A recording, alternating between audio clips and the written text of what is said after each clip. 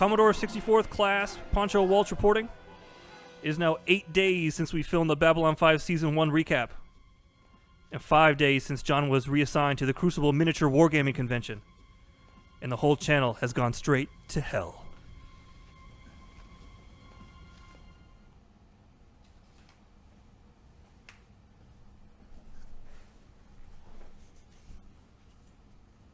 All right, let's do this. What the hell are you doing here? I'm the new guy. What happened to John? You didn't hear? He was reassigned. You mean they just replaced like a main character at the beginning of the season for no reason? Yeah, and no explanation. All right. Let's do this. Season 2. Hey, you kids, I'm Poncho, and this is Mark. Hey. And we're starting Season 2.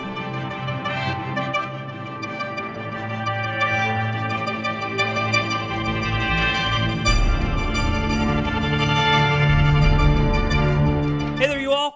Welcome back to Virgin Viewing. I'm Poncho, and this is John. Hello. And now, for Season 2, we've upgraded, and we've got a Ramsey. I'm very excited to be a part of this. Cool. So we are doing Season 2. We just did the first 4 episodes. John, did you enjoy these episodes at all? I did. Exciting stuff happening. Yeah. More stuff happened in the first 4 episodes than in 22 episodes of first season. I fully agree. It almost seemed like they got like a budget boost because these first 4 episodes were chock full of special graphics and stuff like that weren't recycled and all that stuff. Yet. Yeah. No, I'm sure we're gonna see spaceships getting their engines cut off every episode, second season, and definitely third season. When you spend $22,000 on a Star Fury animation, you're using that Star Fury animation. I'm authorized to surrender command of Babylon 5 to you. It is an obscenity. Captain John Sheridan, Babylon 5. They still call you Starkiller. Times change. Get up. Ambassador Jakar mysteriously vanished. You were the problem. Activate defense grid. Move it, everybody, move it! On the next Babylon 5. So the first episode was called Points of Departure, and we were introduced to a brand new character, Captain Sheridan. Now we actually have a captain. Yeah. Right after John finally learned how to call Sinclair a commander. Is this okay with you, John? Are you okay. on board? It's good, although I did take note of that when he promoted Ivanova. Yeah. Like, oh. I don't know the background, but I presume Michael O'Hare got fired for one reason or another, and so they had to ship in this guy who sounds just like him. So I checked it out actually, and Michael O'Hare was having bouts with mental disorders or mental illness. Yeah. Really? And he could not keep it together during the filming of the show. So that's why he couldn't do it, and apparently Straczynski was waiting to the appropriate time to divulge that. Wow. Yeah, waited until after Michael O'Hare actually passed away before he shared that information. Oh, Michael O'Hare's dead? He is, yes, he has passed away. Well, that's super interesting then, especially considering like we've already discussed how they included discussions of mental illness and PTSD and stuff like that in the show, and then perhaps Michael O'Hare was dealing with certain things. Hopefully that helped him. He'll live on in our thoughts and prayers. You thought Sheridan sounded like Sinclair? I think he has a very similar, like, I think JMS wanted at least the intro to be like a really smoky voice, gruff voiced character, and like if I close my eyes, I think Sheridan sounds a lot like Sinclair. That's funny because I had trouble taking. It took the 4 episodes for me to accept Sheridan because I found his voice unappealing. Really? It was very different sounding to me. Well, I don't know if the feelings behind it are the same. Like Sinclair seemed like a bit more of a sympathetic character than Sheridan, but yeah, the timbre and the tone of the voice, it sounds exactly the same. Oh no, I couldn't disagree with you more. No, well, it happens. So anyway, we're introduced to Captain Sheridan, who's captain of the Agamemnon, who's handpicked by the previous president to replace Sinclair when, story-wise, Sinclair got upgraded to, like, Super ambassador to the Minbari, and that's where he's hanging out now forever, which is cool. I mean, good. I mean, I guess now that there's like a real dramatic reason why these things have happened, it takes all the wind out of my sails for bitching about it. I was prepared to bitch about that for a while. But yeah, no, so that's interesting. So we get a captain, and he gets reassigned. He doesn't have any experience running a space station, just ships, and that becomes difficult for him. We learn about a rogue Minbari cruiser called the Tragati, which apparently refused to surrender when the Minbari stopped fighting. So I guess they were still out there fighting Humies whenever they could find them. Sinclair was called to Earth. Mm-hmm. And we find out kind of the main reason for the Tragati to even be in the show, I would say, is so we have a nice little dramatic action reason to find out why the Minbari surrendered at the Battle of the Line. Absolutely. Revealed to us. First episode of the second season. Big secret. Let's move forward. Yeah. And actually, something that caught me is they revealed that it was the humans that started the war, technically. There was an explorer vessel that was out there, and the explorer vessel, for whatever reason, they don't really divulge all the details, but the humans in the explorer vessel killed the leader of the Minbari. And so that's why the Minbari waged war on humans, and that hasn't come up yet in season 1, I don't think. It was just, I had taken personally that we were out there and we found this alien race found us and they were fighting us, because that's pretty much how they painted it. Whenever they talked about the human Minbari war, they painted it that the Minbari started attacking us and they pushed us all the way back to our planet, and that fucking sucked. So nothing was told in season 1, and I assumed we started it, but I don't have a high opinion of humans when it comes to relating with things.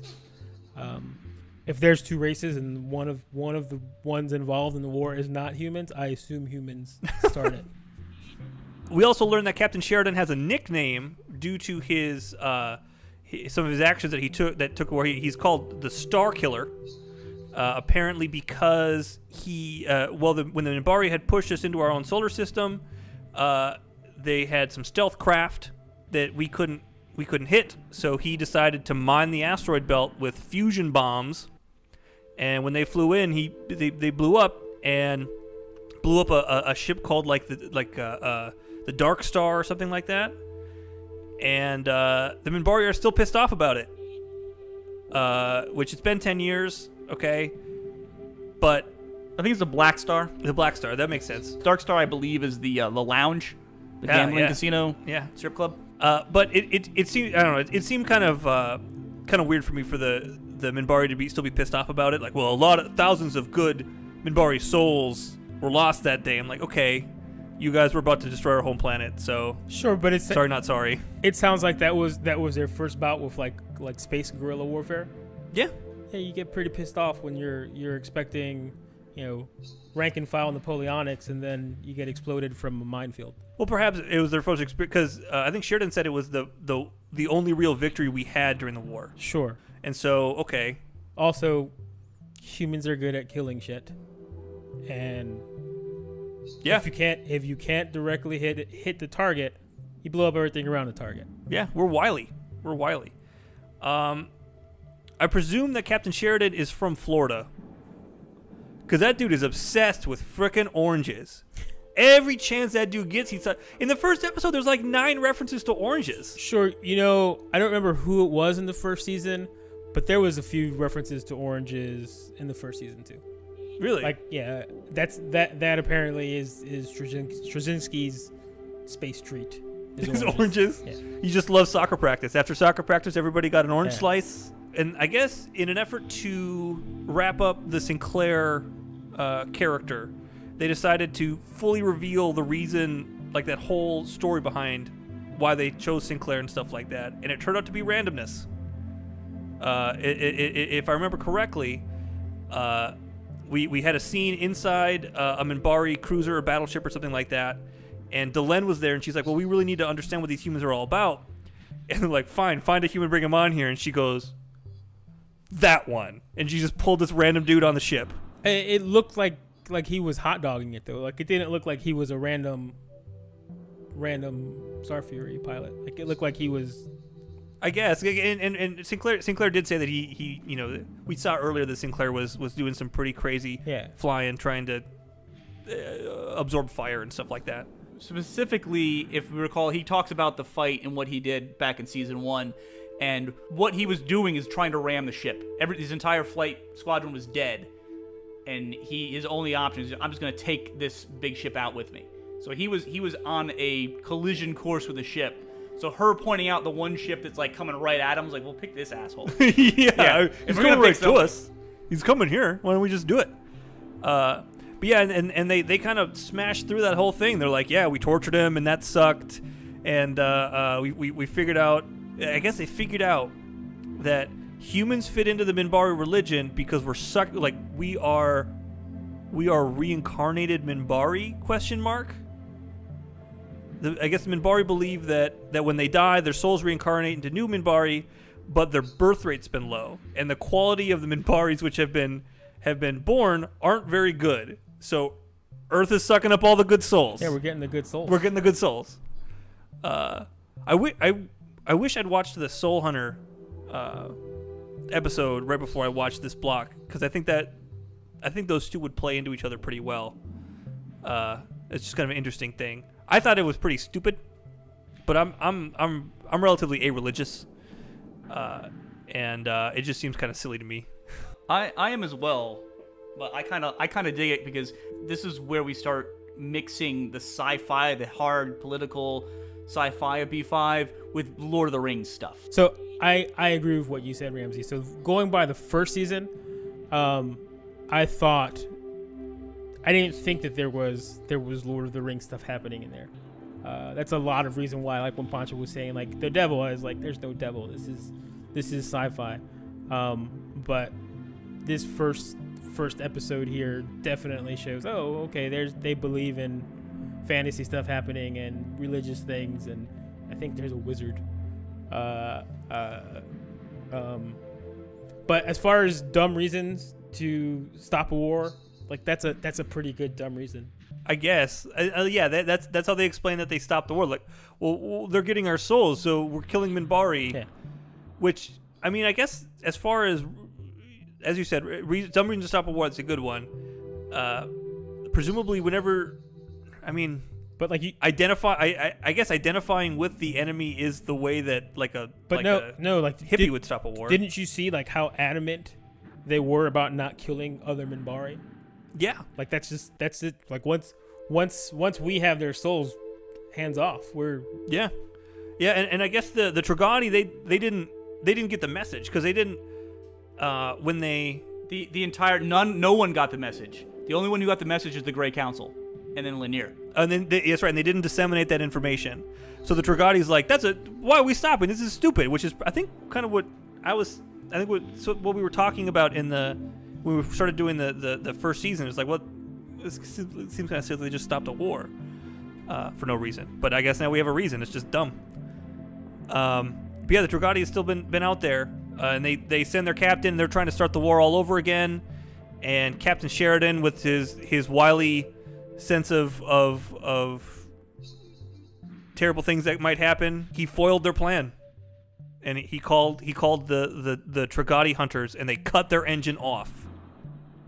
Which I don't know. Speaking as a guy who enjoys sci-fi, who's watched plenty of Star Trek and stuff like that, usually when you see phasers and lasers and stuff happen, that it hits shields, or in the Star Trek movies, I think it started to blacken some of the bulkhead panels and stuff like that. But it's been pretty rare that I saw just cut a big piece of the ship off. Is this a Star Trek show now? Star Trek's dumb.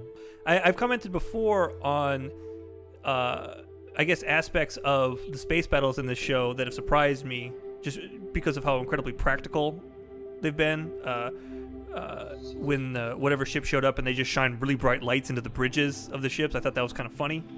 And I guess I guess I've fallen into the rut of space battle where we can't show people actually dying, really, so we just kind of like, it's just easier to show lasers that end at spaceships and, oh, damage happened, whoa.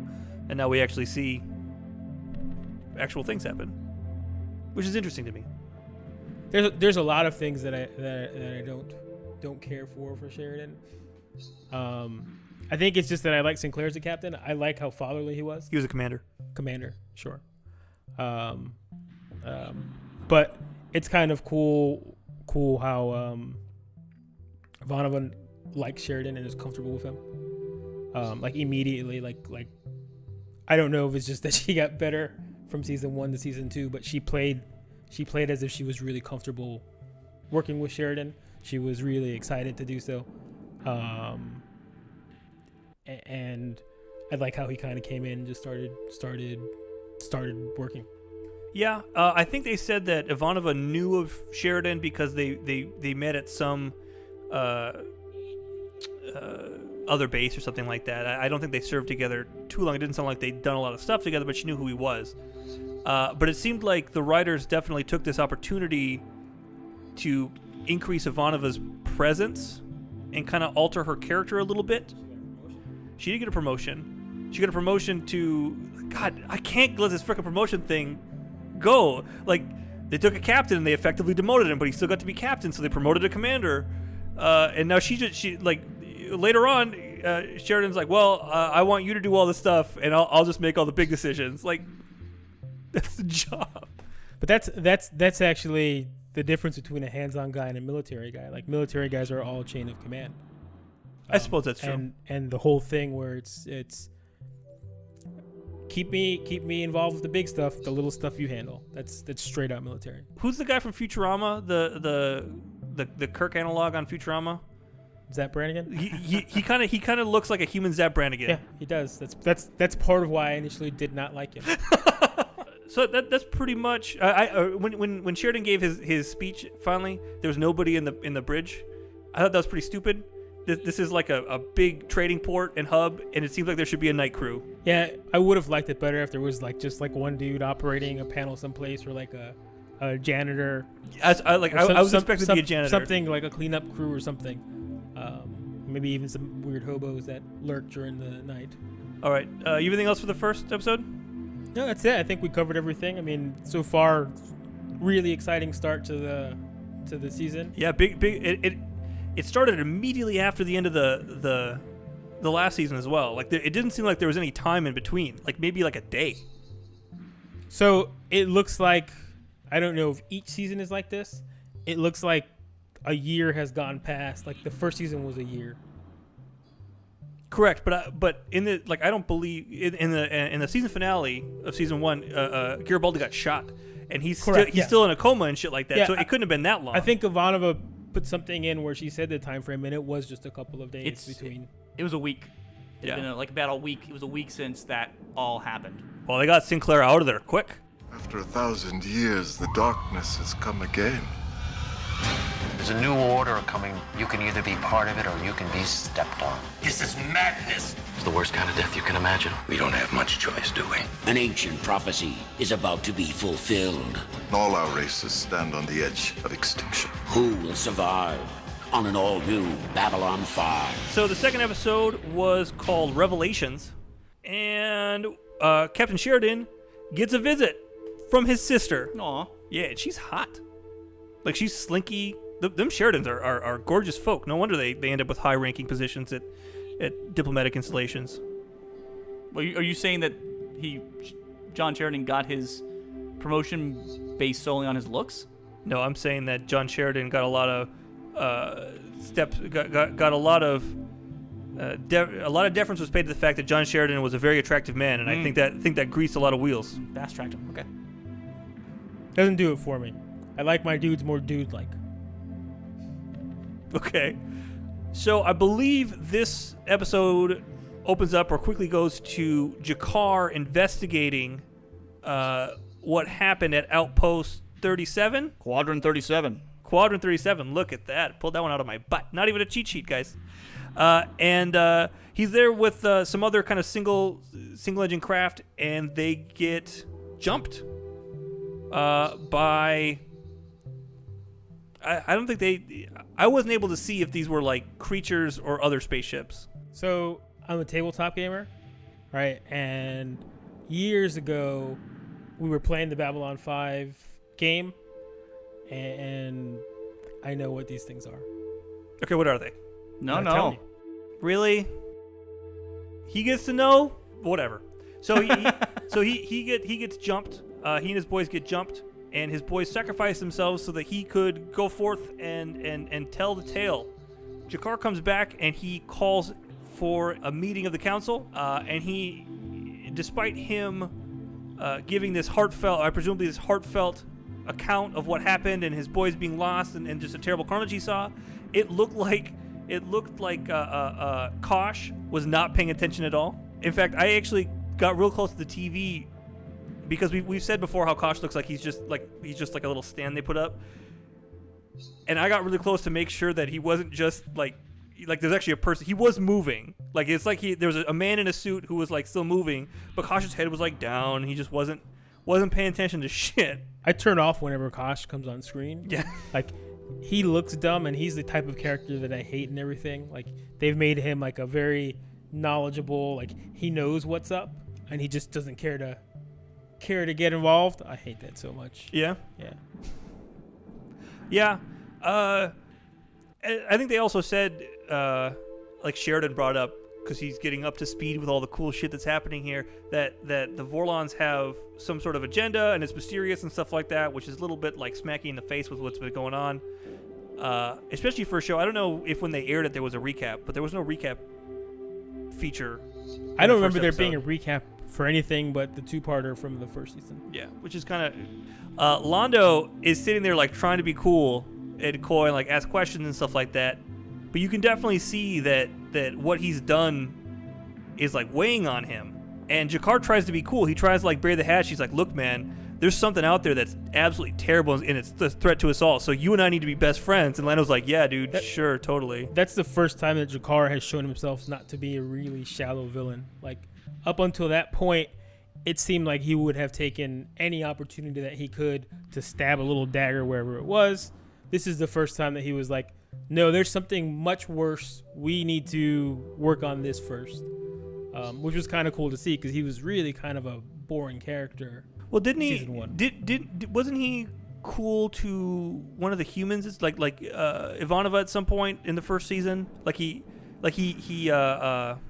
sympathized with Sinclair's girlfriend, then fiance. That's right. Yeah. Sinclair's girlfriend. I remember. Yeah. Yeah, but whenever they had him doing something, like it seemed like he was willing to hurt himself or cause harm to his cause just to immediately get an upper hand. And this was the first time that showed that he is an ambassador and a dude. Yeah. So I don't know. I thought that was really interesting. G'Kar's trying to be cool, trying to bear the hatchet. This is where the frenemies could have began, but Londo walked down the dark path, and Londo talks to Morden. Look at that! I'm pulling everything out of my butt. Morden, the devil, and he's like, dude, something's going on. Morden reveals that he's willing to do a lot more terrible things. Like he's willing to do pretty much like anything. Like he's ready to wipe the oh shit! What are G'Kar's people called? The Narn. He's really ready to wipe the Narn off the face of space. The Narn is one. They are Narns. He is willing to wipe the race, which is called Narn. That's one. That's a singular person. That's a singular being. Is a Narn. He's willing to wipe the race to which G'Kar is part of off the face of the galaxy. And I think looking at Londo's face, that's when Londo realizes how deep into the shit he is. So the other main story arc, we have actually two pretty big story arcs. One of them is a little bit of insight into Sheridan's past through his sister and his wife. Yeah, I think the note I specifically wrote is that Sheridan's character development was written on a napkin. I mean, that's I think that was an excellent way to do something that could have just been done even more and elegant. Like they were not planning for someone else in that role. That's true. It just seemed. I mean, I understand the mechanics of why they did it and why it happened this way. They had to introduce a new character and have him supported by friends and stuff like that. But like in season 1, that would have taken 8 episodes. Correct. Yeah. So I'm thankful to not have 8 episodes of whatever monster gets here or what the hobos are doing. Yeah. It was cool getting the bullet points of Sheridan's background without having to watch him shoot a pig man. Yeah. And the third little bit of plot we get in this episode is Garibaldi wakes up. He wakes up from being shot. I like that they put a scar on him. I thought that was pretty cool. Did you see how they got him to wake up? Yes, they used the Hocus Pocus machine from the first season to wake him up. And Sheridan was super into like killing himself a little bit, giving up some years of his life to wake Garibaldi up. But the sexy doctor was like, no. Me first. I have sexy to spare. But Garibaldi wakes up, and Psycher Winters comes in. It's happy to see her again. Another smoky voice. Like I said, JMS loves his smoky voices. And I think that's just the '90s love smoky voices. That's true. That was what you put on TV, I guess. But she searches in Garibaldi's mind because Garibaldi can't remember who shot him, and she figures out who shot him, and they reveal that guy was that the second in command of the security force was a baddie, and they capture him. It's conveniently placed mirror, isn't it? Incredibly conveniently placed. The part about this plot that I thought was the funniest to me is so when they catch the security guy, he's like doing work, right? And he like one of the guys comes in, he's like, hey Delenn, come out of the cocoon, she's got butterfly wings, it's fucking great, come on out here. He's like, all right, sure, I'll come out and look at that. And he's immediately jumped by the rest of the security guys, who apparently are in a biker gang. They all have like little leather like frilly jackets, and then they beat him up. So like the C team of bad guys on this show, like it's really weird because they look super bad guy. Right? Like it's like if you look at his scenes, like you have dudes on the bridge and they're doing their job and they're mashing buttons on screens and they're pointing outside windows, and like this dude basically is holding a gun with like super beady eyes, looking sideways, like he's super eye shifting. Like all he needs is like a pencil thin mustache and like a black top hat. Super melodramatic. Yeah, like Garibaldi comes to and the security guy shows up and he's standing behind the captain and commander Ivanova, and he's ready to shoot everybody in the room. Yeah.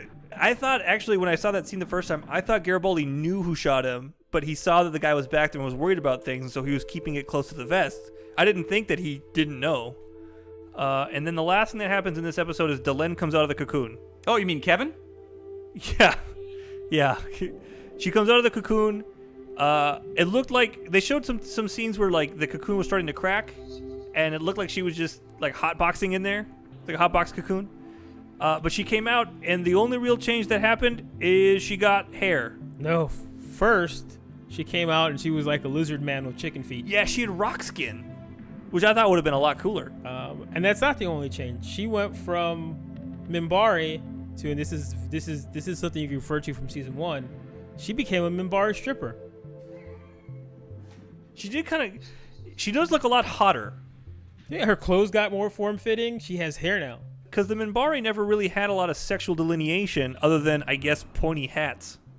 No, they had male and female Minbari. Yeah. At least by the time we finally got the first season Babylon 5. They were initially intended to be completely androgynous. But, yeah, they were definitely male and female. Cool. Speaking of that, I didn't like seeing Husky Minbari. In the first episode? Oh, There's no fat elves. All right, so are you good for the second episode?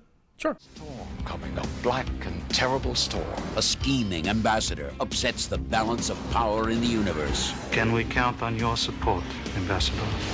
What you are asking could be considered treason. I hear sounds of billions of people calling your name. But at what cost? My followers? your victims. On the next Babylon 5. Third episode, episode 3, The Geometry of Shadows. Is this the wizard episode? This is the wizard episode. The Techno Mages, yeah. So I have an issue with all of the magical stuff that Straczynski has introduced because they all look like cheap costumes. Like, it's straight out. It's like you could have a wizard and you can just put him in normal clothes and maybe give him a wizard hat or give him a special pouch. It's like, no, let's give this dude a super creepy vampire cape. But like he did that with the quest guy too, the guy who was looking for the Holy Grail. Yeah, he made him look super D&D. Yeah, everyone who's mystical gets a crazy costume. But the main body of that episode was a Centauri conspiracy. There was some bigwig Centauri who I believe had a sweet scar, who was talking with Londo, and basically they were making plans for what to do when the Emperor died.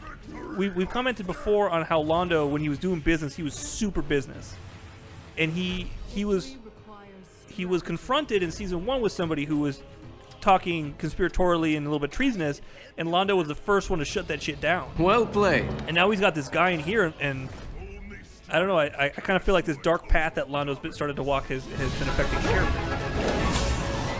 Sure. I'm gonna admit to something in this episode. I was playing a lot of Hearthstone while I was watching this one, so this is the one that I did not pay a whole lot of attention to. All right, well, let's talk about the Techno Mages here. I need to warm up to them because like right now I'm just picturing like the 8-year-old vampire costume from Part 6. The costume was pretty silly. All right, so let's talk about some of the abilities that have been manifested by these Techno Mages. So what we've seen has been Techno Graffiti. Okay. The Techno Mages were assembling because they were all going to get on a big boat and go off in their own world and Techno Mage somewhere. But Veer went in there to go make contact for Londo, and they manifested either an illusion or an actual. It's hard to tell with kind of the graphics that were available and how deep into the weird mystical stuff that JMS wants to go. A demon walking the halls of Babylon 5.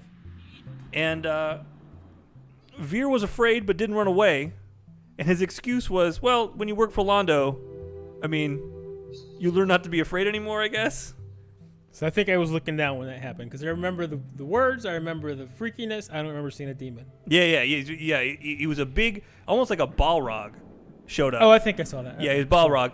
And so the demon comes, supposed to scare Veer. Veer doesn't scare. He just keeps repeating, you know, I'm here on behalf of Londo or whatever he's repeating. He keeps repeating his mission, his title and his mission. And the demon disappears, and the Techno Mage is upstairs looking down because there's a veranda apparently. And he's like, you don't scare easily. And that's when Veer's like, yeah, well, I work for Londo.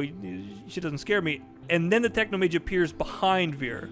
Tactily, it seemed like the Techno Mage had summoned a second illusion up there to see if Veer was there to actually hurt him. So he'd hurt the illusion. And then once he realized Veer was just a dude, he showed up himself. So it sounds like I'm very happy that I listened to this part as opposed to watching it, because this sounds like a bunch of stuff that would be on my nope list. With all this talk of the Emperor dying and what to do next for the Centauri race, Londo gets a little bit of ambition. He wants to be the next Emperor. And there's an ancient story, that the first Emperor got blessed by Techno Mages. So that's why Londo wants to talk to these guys. So Londo sent Veer. Veer failed. When Sheridan finds out about this Techno Mage hullabaloo, he wants to kind of talk to the head Techno Mage and make sure everything's copacetic. Londo graciously volunteers to be a liaison, and then sets up a secret camera to try to film this Techno Mage being cool with Londo in an effort to, I don't know, spin it that Londo should be the next Emperor. The Techno Mage sees through this because, you know, he's a Techno Mage and a camera's a piece of technology, and he blows it up from afar, range blow up camera spell, and gets really pissed off at Londo and dresses him down. And then Sheridan dresses Londo down too, because apparently this is the first time Sheridan's ever conceived of being double-crossed by an ambassador, which is weird. I also don't think that's weird because he's not an ambassador; he's a military dude. Correct, but he was raised by ambassadors. You got to have that. That's why they chose him. Military dudes deal with military dudes, and that is not why they chose him. But I thought that's why the president. The president just liked him, that he blew up Minbari, so he wanted to use him. He would be a strong human presence. That's why he okay. was on the top of the list. He All was right. probably on the top of the list if the Minbari hadn't said, "Hey, We want number 7. yeah, Yeah. Okay. All right. So, anyways, Londo then suffers the wrath of the Technomage, which they infect his system with a Techno Demon or demons. I remember seeing that too. It was taking bites out of pictures. It wasn't just taking bites out of pictures; it was deleting his files and augmenting his files, Yeah. and it had hacked into his financial information and was buying silly things. But that was shown by taking bites out of images on his screen. Well, yeah, visually, like we've already talked about how Babylon 5 is like a stage play, and we were talking about how Veer was playing that Tiger Electronic game and acting all ridiculous and stuff like that. So I guess that you got to show it visually somehow. Was this the Drazi episode? This was that was the B plot was the Drazi. This Drazi thing was real rough on me. Oh, I dug the Drazi a lot. I like when you, in a show, when you have things like that, like you need stupid things that do stupid things. So you throw a bunch of lizard men inside there, you make them super one-sided, those things are purple, I'm green. As a green dude, my job is to fuck up the purples. Like, I get that completely, and I dig it. And I like that we had a scene where like there's these formal proceedings, and Ivana was like, do you realize how dumb it is that this purple thing, if I put it on this green dude, and now you're ready to fight? And they're all like, oh shit, it's time to fight. That was awesome to me. Though what got me, so I understand, like, I like sci-fi shows, and I like how they try to spin big issues and political issues into a different light so that we kind of look at them from a different angle. I understand what was trying to be said here. It is kind of difficult for me to think that this was because the first time that their race was like, hey, why don't we just kill the other guys? They're super dumb dudes. They're lizard men. And they address at the end of it, it's like, hey, these are the rules. The rules haven't caught up with space. And Garibaldi came to the rescue. This is when Sheridan told Ivanova that she needed to take up more responsibility on the political front, and this is how she was going to learn. And I felt like her character was attacking the situation very militarily, very matter of fact. And it just wasn't working. These guys, they had their own set of rationale that didn't work with hers, and no matter what she tried, it just didn't work. And they ended up capturing her and using her to help kill all the purples. And security was definitely 100% not going to check up anything. And Garibaldi, who this whole episode was kind of depressed. He didn't know if he wanted to work for Sheridan because his best buddy Sinclair wasn't there anymore. And he didn't know if he was up to the job, considering he got shot in the back, which apparently you can't do when you're a security officer. Well, by his own guy. By his own guy, that's true. And this is what pulled him out of the doldrums. This is when he says that he's good at the job because he doesn't trust anybody. Yeah, and everybody's like, ha ha ha ha. Yeah, everybody's like, ha ha ha. Yeah. But I figured you'd really enjoy, I don't know if you were playing Hearthstone. I thought you'd really enjoy how Garibaldi saved the day. Sure. He found out where they were, and he knocked on the door, and he was like, hey, I'm just here to sell you something. It'll help you out. If there's anybody who needs help. Yeah. That was really good, and that only worked because of the dumb lizard men being dumb lizard men. The whole episode, Londo had been searching for this Technomage to bless him so that he could be emperor, and the Technomage did not bless him, but gave a prophecy that was essentially like, As I look at you, Ambassador Mallory, I see a great hand reaching out of the stars. The hand is your hand, and I hear sounds, the sounds of billions of people calling your name. My followers? Your victims. Oh, sweet. Yeah. I totally missed that. yeah. Like I said, it seems like, I think in all four of these episodes, there's been a situation where Londo has been walking further and further down this dark path. He was kind of shown as like a kind of almost a lighthearted character in the first season, and that one step with the devil at the crossroads, and he's stuck in it now. He's now has started the Centauri race down a path. I'll have to rewatch that, and maybe I can look past the wizard code and look at the whole episode. Yeah, it was really cool. Power's down 30%. We're flying blind. We can't find our way into hyperspace. Trapped at the edge of the universe. There's something strange going on. At the brink of destruction. Nothing can live in hyperspace. Lost between hope and death. No ship lost in hyperspace has ever been found again. I'm determined to try. Destiny awaits on the next Babylon 5. All right, and the fourth episode, A Distant Star. This is where they further introduce the concept of the human explorer ship, and it's as big as Babylon 5 almost, at least lengthwise. It's about as long as Babylon 5. The explorer ship itself looked kind of silly to me. The ships look silly. I know, but I've read sci-fi and I've seen some sci-fi and stuff like that, and it seems like when humans first get to the point where they're going to do interstellar travel, they have some sort of engine that either doesn't have the thrust required that everybody else, all the other races' engines have, or it's potentially harmful. It's like nuclear powered or something.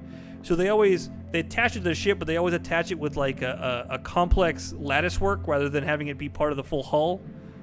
And that's what it looked like here on this ship. It looked like this ship was really, really long, but the living quarters were actually a lot smaller than what it was. A small percentage of the ship was for human habitation.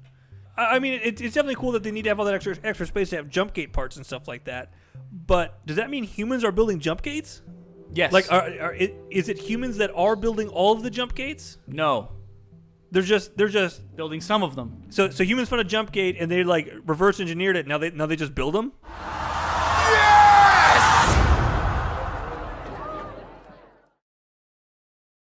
Okay. It's cool starting to see the inner workings of hyperspace too. Yeah. That's something that they show a lot, and they showed it in a previous episode briefly. But in this episode, we see that hyperspace isn't necessarily a method of transport. It's like an altered dimension. It's like the 40K warp. It's a weird place, and everything's kind of topsy turvy, upsy downy, timey wimey. Fewer demons. Well, there are some demons. There's something. But it's difficult to navigate. You need to have points to home into and stuff like that, which is kind of interesting to me. I think it's kind of interesting that they decided to go that way. But we're introduced to the explorer vessel, the Cortez, which I know Cortez in human history was like a real big explorer, but wasn't he also like a huge murderer? Like, to be fair, that's all of the explorers. Yeah, but isn't Fernando Cortez? I think he's the guy who like walked into a Mayan civilization and like etched a line on the wall and was like, fill up this room up to here with gold, and then took it and like left basically left them squalid. Like, he's a real bad guy. Cool. I think he's the villain in Pocahontas. So you're saying if he was in this show as a villain, he would have really dark hair and beady eyes? Yeah. And would be palming a gun the whole time? Yeah. I just find it kind of interesting. I found it personally interesting because, like I said, they already said it was an explorer that killed the Minbari leader, that the Minbari Pope that started the war, and yet they still named this vessel, and they're sending it out there to go explore the vast reaches of the galaxy and make contact with new races and stuff like that. And they named it after a dude who fucking murdered the first indigenous population he came across. The captain of the Cortez is one of Sheridan's best bros from back in the day. They have stupid nicknames for each other. They have frat boy nicknames. By the way, I like that they keep doing that. Like, instead of having everyone come in and being weary of it, they're like, oh, that's my bro. Yeah. Like, there's no feeling out or people dancing around or who's this guy. Nope, that's my bro. I'm cool with him, so you're cool with him. Well, I mean, it's a small universe. Everybody knows everybody, so it's efficient. It's efficient storytelling. Yeah. So the Cortez is coming in after a 5-year mission. It's we'll talk about it later. For a resupply, Sheridan and his bro out, and they go to parties, and they tell stories and sing sad songs about the deaths of kings and judge the goods and ill of all men and all those poetic phrases. And ultimately, he just leaves, and the ship breaks, and they're stuck in hyperspace. The Cortez out there, and their engine breaks. It seems like something that should have been checked. But they kind of Apollo 13 to themselves out in hyperspace. And Sheridan was willing to sacrifice his Zeta wing to go get them. Cool. It's a pretty expensive ship. Yep. And so the method that the wing used to get the Cortez is the Cortez kept broadcasting an emergency alert signal, and the fighters would, like, one would sit right outside the door into hyperspace, and then one would go as far as he could till he could still see his beacon, and then the next guy would go, and they basically made a reference to like lifeboats making a path to shore. I thought it was more of like a bucket brigade, daisy chain. And this kind of goes into a character that they'd introduced that we haven't really discussed yet in season 2, which is like super cool 90s space fighter guy, Lieutenant Keffer. Or Keffer. I think it's Keffer. Did the guy get blowed up? No, the black guy got blowed up, but Keffer survived. He was rescued. Yeah, got promoted too. But like, he showed up in the opening credits all the time, and they think they showed him once. I presume he's going to do something cool. He did something cool already. I think this is also the first time that I realized that they're standing up in their little fighter jets. Oh yeah, I love that. I don't know. It just seems weird to me. I thought it was pretty dumb, but we played the game for a year and a half, and I got over it, I suppose. So anyways, so they do this daisy chain, and they find the Cortez, and they're about to get him, and a critter, a devil critter looked like it was part of the devil team, came in and killed the squadron leader, and knocked Lieutenant Keffer off into whatever the hell, and he was still able to save the Cortez. He showed him by shooting in the appropriate direction, which they divined. We keep shooting in one direction, so maybe we'll go that direction. It's not like he could be shooting at anything. And this was the first recorded rescue of a ship in hyperspace.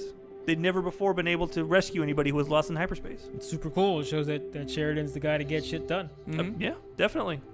Yeah, this is where Sheridan sees what his life could have been. He could have been a guy who's exploring the galaxy and seeing new things and stuff like that. And instead, he's become a mayor. And he has kind of an existential quandary about this. And it took Ivanova telling him to shape up. No, actually, it didn't take Ivanova. It ultimately took Delenn quoting Carl Sagan. A little bit of quotes from Cosmos at the end of the episode to pull him out of his funk. That's what it was. Yeah. We're star stuff, which I both like that it's there and kind of get annoyed because I'm like, are we giving the Minbari credit for that? Because she definitely just watched an episode of Cosmos. Because the cosmos is also within us. We're made of star stuff. We are a way for the cosmos to know itself. Another thing that we saw in this episode is that the Minbari, after Delenn's metamorphosis, which I don't think I mentioned this, but like it was supposed to be, they treated it as a huge reveal that she had the rock skin first, and then she had the hair and stuff like that. But they spoiled it in the opening credits for 2 episodes before we saw her. So it's, she's got rock skin, but we know that she's not going to have rock skin forever because we saw the credit of her. Yeah. And we also saw that Keffer was in all the opening credits, but we didn't really know what the hell he was doing other than he was looking at a 3D pornographic thing of his wife. Anyways. But the Minbari are having trouble with Delenn because they're wondering which team she's fighting for. It's a little bit of racial politics. She's a little too human for them now. She's a stripper now. Yeah. Which I think is kind of weird. I think it's interesting because in universe, 2 weeks ago they were willing to make her the leader of the whole Minbari race, and now she has hair. But so, she turned them down. Like that alone would make her super suspect. So like all the choices that she's making, like from that point, I don't think she was supposed to cocoon herself either. I think they're pissed at that. Mm-hmm. Well, I thought.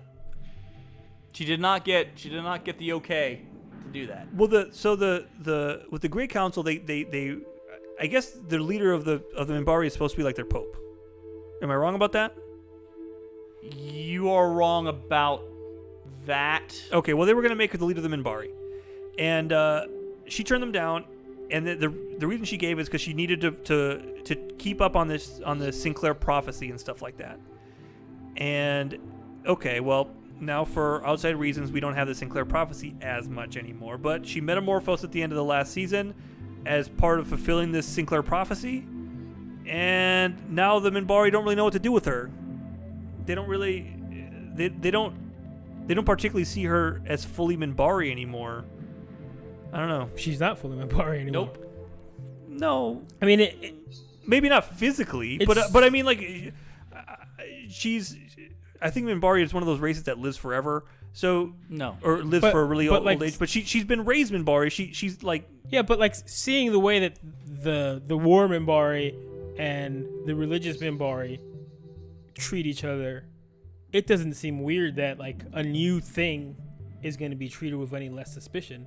Like she was one thing and now she's completely different, and who knows? Maybe she has human interest more than that's true. Minbari stuff. So the real problem in this episode, though, is that everybody's fat, except for the people who shouldn't be fat, or should be fat. So what we really need to delve into are the eating plans. That's right. Oh man, who fucking food plans? Who wants some bagna carta? Because I do. I hated it. I like that everyone didn't just tell the doctor to fuck off. I hate that they didn't do that. He's the fucking captain. The first thing he should have said was, "Whatever, dude." So we've and I thought about this too. So when the situation, like, let me rephrase. So the captain is bowing in certain situations to the doctor because the doctor was like, "You need to eat like this," and the captain's like, "No," and the doctor's like, "Yes." He's the doctor. I know, but the captain is now like there was that scene where everybody switched meals and they switched them back because sexy doctor came in. But the thing is we've seen in previous episodes where the doctor tries to maybe not pull rank, but tries to control a situation over and above his station. But like that doesn't seem like that was doctor being doctor. It seemed like that was doctor being annoying friend.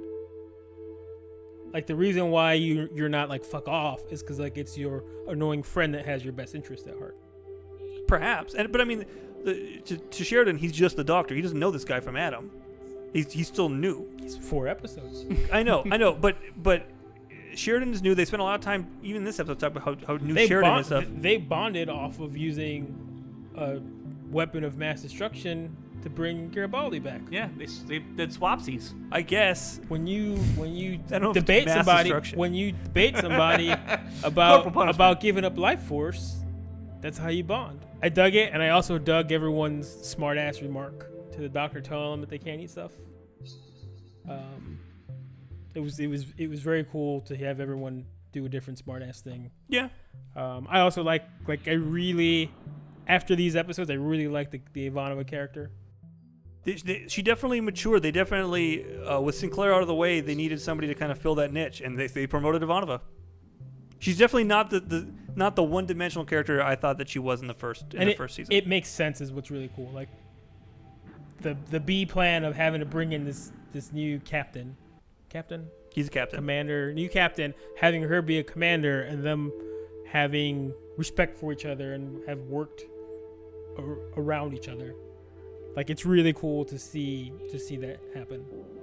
Yeah. I don't think that could have happened with Sinclair still there. I definitely agree.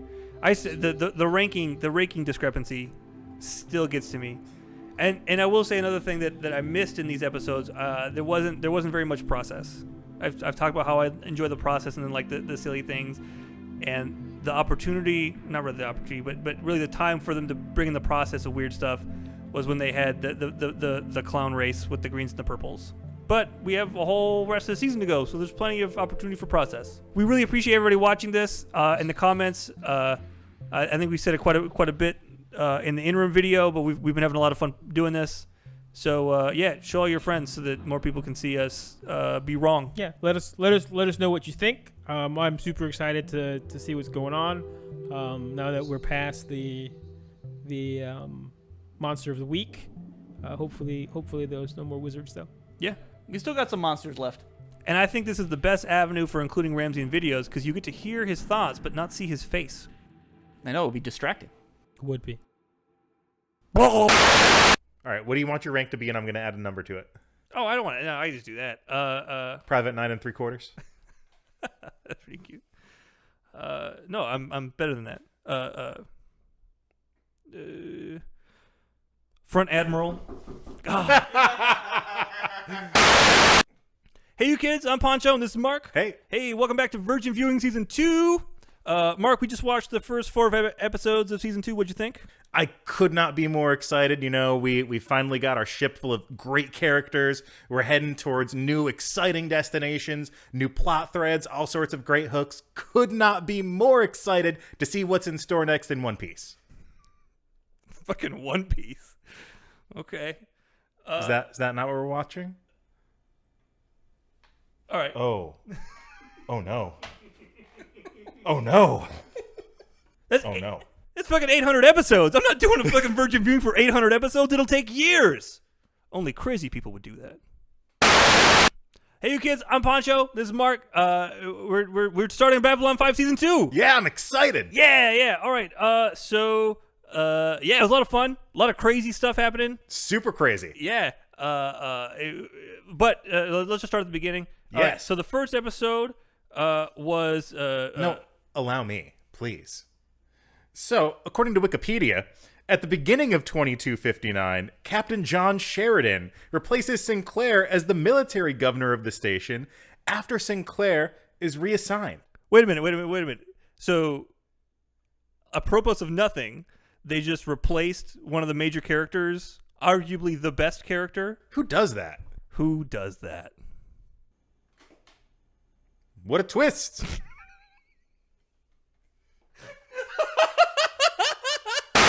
Hey, thanks for laughing with us. This is Mark.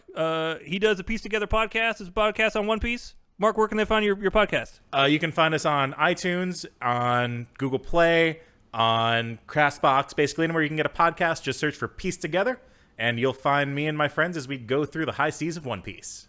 Fucking nerds. Nobody watches that show. Oh, the pizza's right there too, isn't it? Can you hand me my Dr. Pepper, my bottle of Dr. Pepper? What, your 2-liter of Dr. Pepper? Yeah, just let me get a fucking swig of my 2-liter Dr. Pepper. When you're done.